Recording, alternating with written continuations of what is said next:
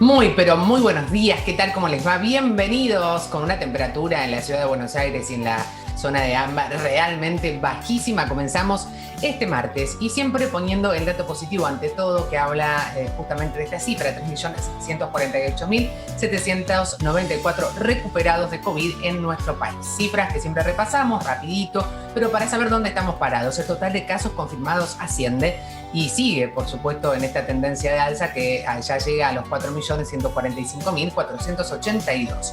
Por otro lado, ven ustedes, si siguen el programa todos los días, que el total de fallecidos lamentablemente aún sigue creciendo de manera exponencial. Ya son 86.029 los fallecidos en nuestro país y el total de vacunas aplicadas está en 16.567.083. Bueno, un panorama que nos habla a las claras de la situación que tenemos en nuestro querido país. Y ya estamos aquí listos para recibirlos en este programa que es Quédate en Casa y decirles siempre que nos interesa todo lo que tengan para aportar, desde sus dudas, sus consultas, sus experiencias, y pueden transmitirlas y compartirlas a través de nuestras redes sociales, @encasasalud.ok, y también en las personales @niparatore. Pero tenemos una línea de WhatsApp directa. Agarras tu teléfono, escribís al 011-3545-6043, nos escribís ahí y por supuesto la idea es que podamos evacuar todas esas consultas y dudas que nos llegan desde distintos puntos del país. Y tenemos el consultorio abierto. El próximo viernes vamos a tener las respuestas, en un ratito te lo contamos, pero ya estamos en contacto con alguien que ya conoces y que por otra parte siempre nos ayuda. Fueron los que hacen que el Reino Unido está ahora a las puertas de una tercera pandemia. De pandemia. Un error fue que en la India estaba en este aumento del número de casos con la variante Delta, los fallecimientos, las infecciones, etcétera, y como el Reino Unido estaba haciendo muchos contratos comerciales luego del Brexit en muchos países, entre ellos con la India, probablemente por eso demoró poner a la India en el país del listado rojo. Entonces llegaron muchísimos vuelos con pasajeros que tenían el virus. Y además de eso se sumó, o sea, eso fue un error en la estrategia, ¿no es cierto?, de esa demora. Y el segundo error fue un error en la base de datos, en donde hubo una semana o unos días en donde no se cargaron los datos de los contactos de los positivos.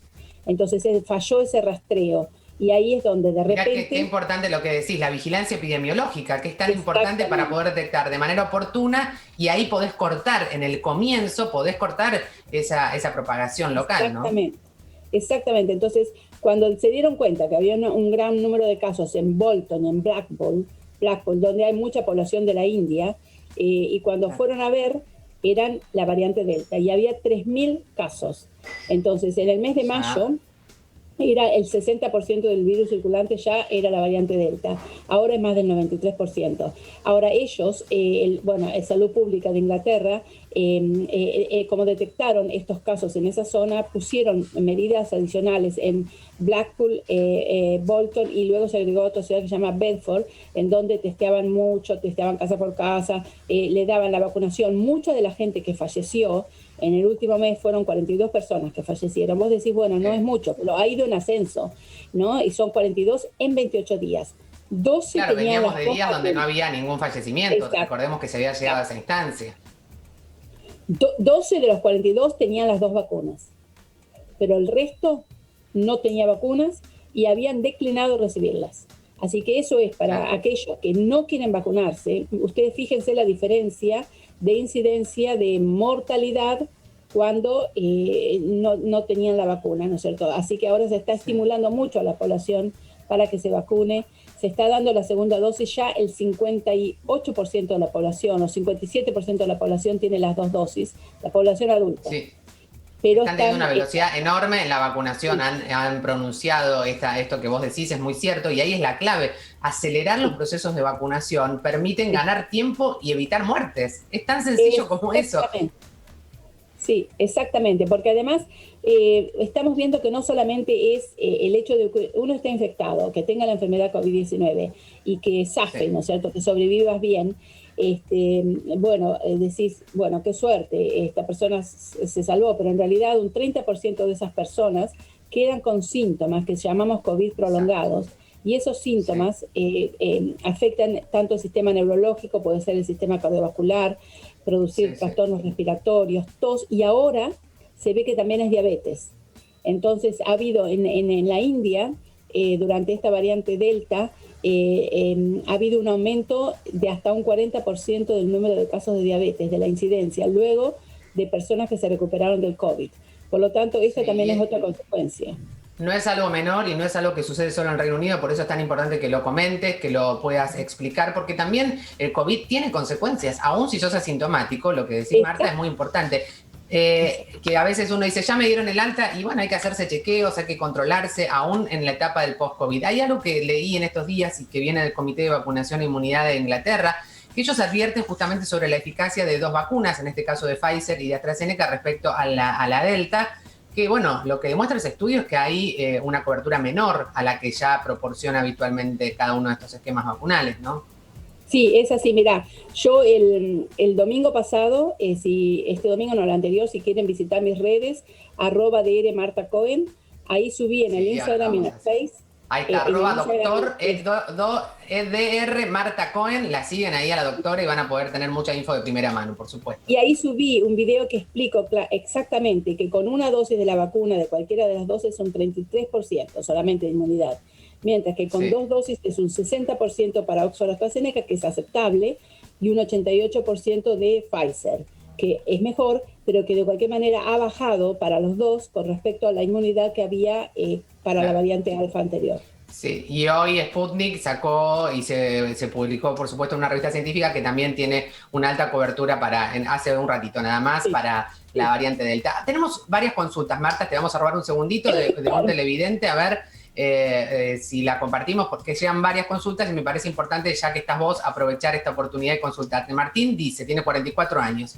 En 2011 tuve Guillain-Barré, que es, bueno, un diagnóstico que Marta conoce. Quería saber si me puedo dar la vacuna de COVID, ya que me habían dicho que uno de los efectos secundarios era justamente, el Guillain-Barré.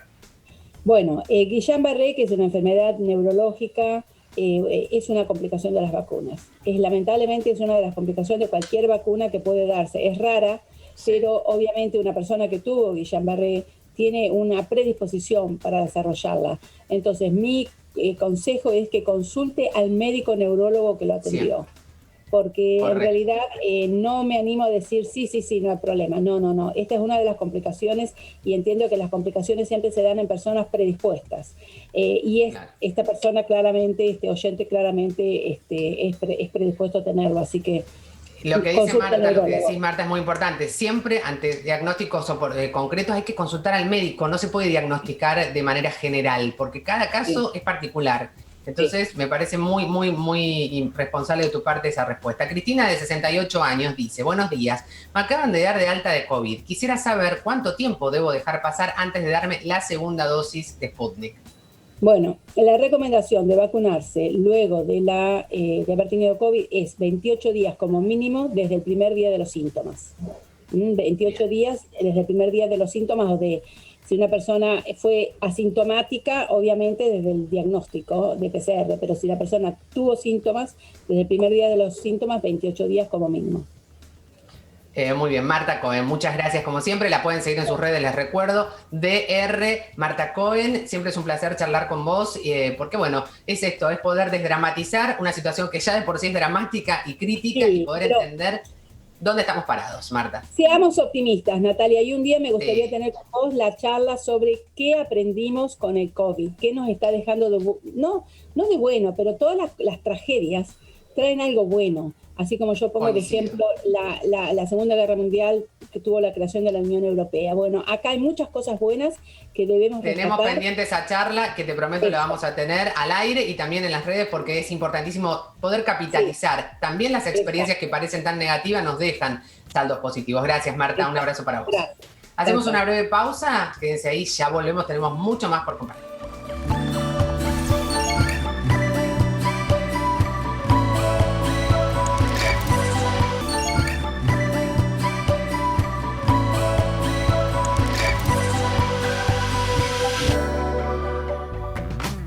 Bueno, ustedes saben que acá tratamos siempre de hablar de todos los temas vinculados a la salud, no solamente el COVID, la pandemia, porque la vida sigue y porque nuestro cuerpo y nuestro organismo necesita ser atendido. Y algo muy importante tiene que ver con la prevención, hacemos mucho hincapié en esto. Y hay fechas puntuales, por ejemplo, el Día Mundial de la Prevención del Cáncer de Próstata, que nos indica quizás un tema que debería ser muchas más veces abordado, tratado. Nosotros ya lo hemos hecho y lo seguiremos haciendo. Y hoy vamos a hablar y desarrollar sobre este tema con Santiago Bella, que está ya con nosotros. Santiago, bienvenido, ¿cómo te va? Buenos días. Hola, ¿cómo te va? Buen día, ¿cómo estás? Bien, con muchas ganas de quizás hablar de este tema, un tema que a veces, bueno, tiene muchos prejuicios, sobre todo muchos temores, pero que es tan importante quizás tomar esa decisión de sortear ese miedo, esa duda, ese prejuicio, y quizás podemos ahí tener la gran oportunidad de tener un diagnóstico oportuno. ¿Cuál es la situación que tenemos en el país respecto a esta enfermedad, ¿no? Al cáncer de próstata? Bueno, el cáncer de próstata es una enfermedad en todo el mundo y en Argentina también, muy frecuente. Globalmente se calcula que así como 1 de 8 mujeres va a tener un cáncer de mama en algún momento de la vida, 1 de 3 hombres va a tener un cáncer de próstata. Obviamente que el diagnóstico es en gente muy, muy grande, entonces a veces uno limita el tratamiento, lo adapta a esa gente, entonces bueno, por ahí tiene menos impacto que el cáncer de mama en ese sentido, porque el cáncer de mama afecta a gente más joven. Sin embargo, es la tercera causa de enfermedad oncológica en el país, con 11.000 casos al año. La primera causa de enfermedad oncológica y la tercera de muerte por cáncer. O sea que es muy importante, sin lugar a dudas, ¿no? En estos puntos que mencionas, es importante si yo tengo un antecedente familiar, ¿eso hace que yo tenga que iniciar quizás los controles antes de la edad promedio, que son los 50 años? Así es, así es. El antecedente familiar es sustancial en cáncer de próstata y adelanta los controles y los hace más estrictos. De manera que lo que uno puede aconsejarle a la gente es que en general todos los varones, así como las mujeres van al ginecólogo, los varones vayan al urólogo, porque los urólogos saben perfectamente cómo y a qué pacientes hay que controlar en forma estricta. Ellos tienen ya sus protocolos bastante estandarizados en eso. Entonces es bueno que el paciente varón tenga su urólogo de control permanente, ¿no es cierto? De consulta permanente. Absoluto. Eso es muy importante lo que decís, Santiago, porque mira, las mujeres tenemos al ginecólogo, pero los hombres no tienen a un urólogo de cabecera. Tienen que tenerlo porque hay que preguntarle al urólogo, doctor, yo merezco un control más seguido, merezco un control más frecuente, más intenso, no lo merezco. ¿Cuál tiene que ser mi control? Porque a veces hay procedimientos de menos a más invasivos y eso lo tiene que decidir el urólogo con su paciente de toda la vida, ¿no es cierto? Entonces es importante. ¿Hay alguna sintomatología, Santiago, que tengamos que tener en cuenta? Porque muchas veces el cáncer sabemos que es silencioso, pero otras tantas también hay algunos pequeños síntomas que nos pueden dar una señal. Sí, y en cáncer de próstata es importante porque los síntomas suelen aparecer antes que en otras enfermedades, como puede ser el cáncer de páncreas, ¿no? Los síntomas del tumor de próstata es bueno estar atento. Lo mismo que la mama, también es bueno estar atento al autoexamen. En la próstata hay síntomas de alteraciones urinarias, como puede ser nocturia, que es necesidad de orinar mucho de noche, tenesmo, que es la sensación de tener permanentemente ganas de orinar, poliuria, que es ir muchas veces al baño con poquito y quedarse con ganas.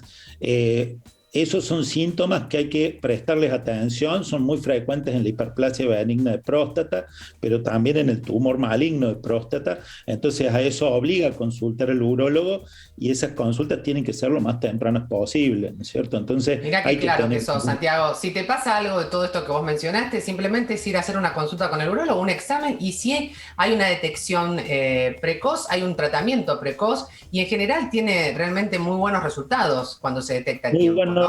Muy buenos resultados, muchas opciones de tratamiento que hasta pueden pasar por ni siquiera hacer tratamiento, sino seguir un control estricto. Eso depende de la biología que tenga el tumor. El problema de los tumores de próstata, uno de los grandes problemas que nos presentan a los médicos, es que tienen una biología muy distinta, o sea, una conducta muy distinta. Uno a veces piensa que se van a portar de una forma y se portan de otra. Entonces, a veces ni siquiera hace falta un tratamiento un tratamiento. A veces con observarlos es suficiente, pero eso lo tiene que definir el equipo de médicos que trata. Por eso no hay que tenerle miedo, hay que consultar temprano y ahí se va a tomar la decisión, ¿no? Santiago Bella, muchísimas gracias. Hablamos de lo que hay que hablar, que es prevenir, que es controlarnos. Te agradecemos siempre tu participación y sobre todo no atemorizar, sino decir, mira, si tenés esto, hacé la consulta que seguramente con un buen tratamiento vas a ser simplemente una anécdota y bueno, y un desafío más que a veces la vida nos presenta. Gracias, Santiago. Así es, gracias a ustedes. Un abrazo muy grande. Háganse los controles a tu compañero, a tu hijo, a los que están ahí en el círculo familiar que a veces se les cuesta un poquito más. Bueno, incentivarlos. Nada más que un control y una consulta puede salvar muchas, pero muchas vidas. Y vamos a hablar de otra cosa que también nos salva la vida, que es comer bien, alimentarnos bien, hacer buenas elecciones. ¿Y quién está para hablarnos de eso? Nuestro querido Hernán Maroni. ¿Cómo te va, Hernán?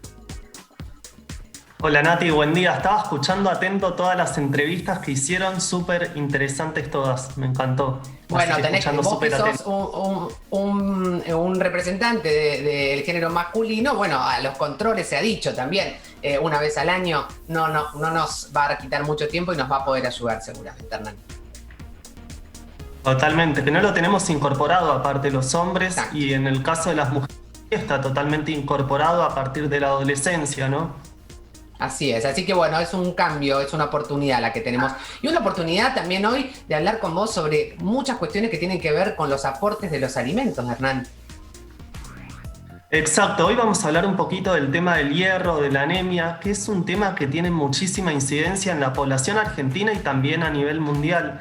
De hecho, cuando vemos la población infantil, que en general pensamos que no tienen deficiencias nutricionales, vemos que prácticamente el 35% de la población infantil tiene anemia y en el caso de las mujeres también pasa que tienen un 20% aproximadamente de anemia, lo cual a nivel poblacional esto es una incidencia enorme y tenemos que prestar mucha atención a qué vamos a hacer con esto.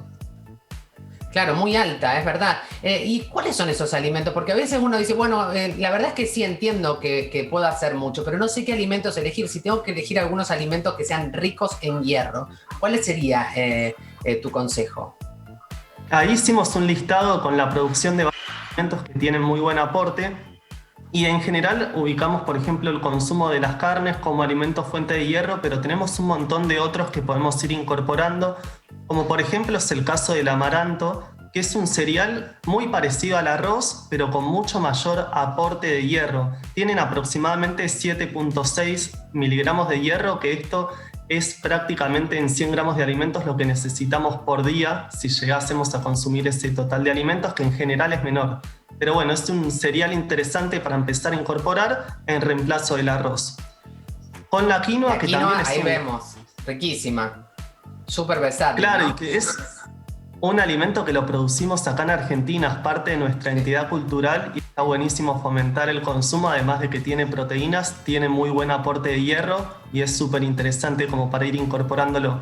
Los porotos de soja, que acá si le prestamos atención a que sean orgánicos, muchísimo mejor, tienen muy buen aporte de proteínas también y es un alimento muy completo a nivel nutricional y vamos a ver de hecho una preparación con los porotos de soja que es sumamente fácil y económica.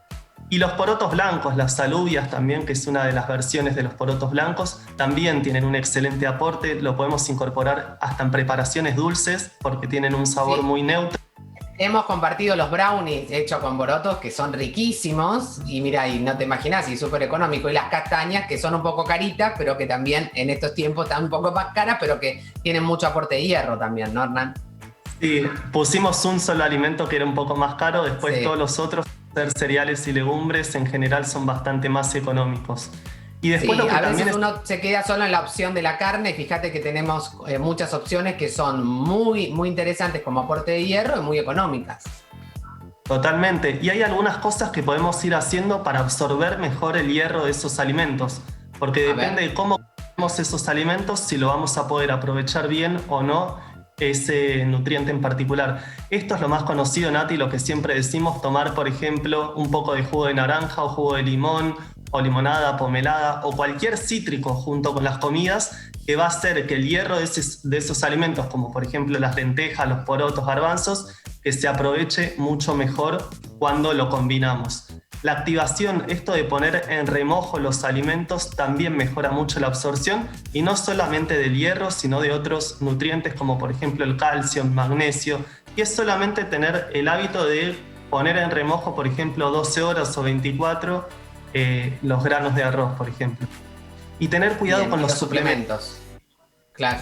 Claro, esto, Nati, que muchas veces nos suplementamos por las dudas, por si nos falta zinc o si nos falta calcio, y esto realmente es peligroso y tenemos que suplementarnos solamente en el caso de que un profesional lo indique y que realmente lo necesitemos. El hecho de combinar los lácteos con alimentos con hierro también nos puede jugar en contra, porque existe un componente, la caseína, que oxida el hierro y eso hace que se absorba un poco menos. Por ejemplo, Entonces, el que se hace una hamburguesa de lenteja o una hamburguesa de poroto y le pone queso arriba no es una buena combinación. Poner una rodaja de buenísima esa tomate. observación. Excelente, Nati, porque siempre le terminan poniendo queso, así que es súper importante tratar de evitar esa combinación, totalmente. Bien. Y el huevo ¿Y también, los con el de la coalbúmina también actúa como quelante, entonces no se llega a absorber bien el hierro y por ese motivo es conveniente separarlos en el caso de consumir. Lo prometido es deuda y dijiste que traías una receta de las tuyas, de las maravillosas, con soja. ¿De qué se trata, Hernán?